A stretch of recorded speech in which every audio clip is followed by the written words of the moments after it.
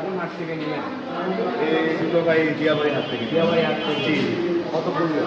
দুটো ভাই পড়েছে 3,70,000 টাকা। 3,70,000 টাকা। চাপ। তো এবার বাজার কেমন মনে হলো আপনার কাছে?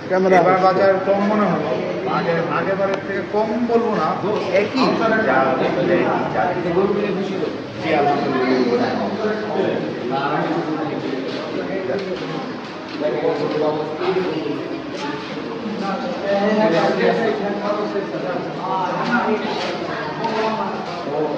সুন্দর একটা গরু আছে।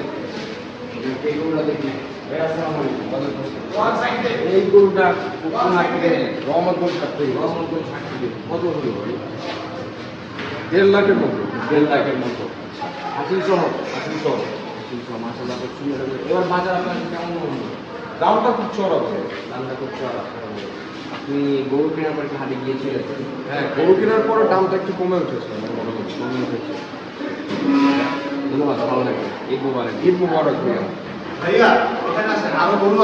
আরো গরু আছে, আপনাকে আমি দেখাচ্ছি হচ্ছে। আপনি খাবেন খুশি।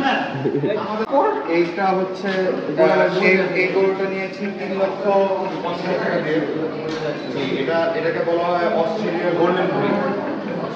এই জি, অস্ট্রেলিয়ার গোল্ডেন বুল। তারপর হ্যালো, এই গরুটা হ্যাঁ সে এই যে রোহানা বাসার নিচে, এই গরুটা নিয়েছি রোহানা বাসার নিচে স্পেশালি ইম্পোর্টেড, পুরোপুরি হ্যাঁ? নিজস্ব প্রাইভেট প্লেন দিয়ে ইম্পোর্ট করা হয়েছে। আছে, আছে। এই গরুটা নিয়েছি আমরা আপনার গিয়ে সংগ্রহ করেছি উগান্ডার যে মিল আছে, আচ্ছা। ফ্যাক্টরি মিল, ওটা থেকে নিয়েছি। এই গরুটা একটি ফ্যাক্টরি মিলের কালা হয়েছে।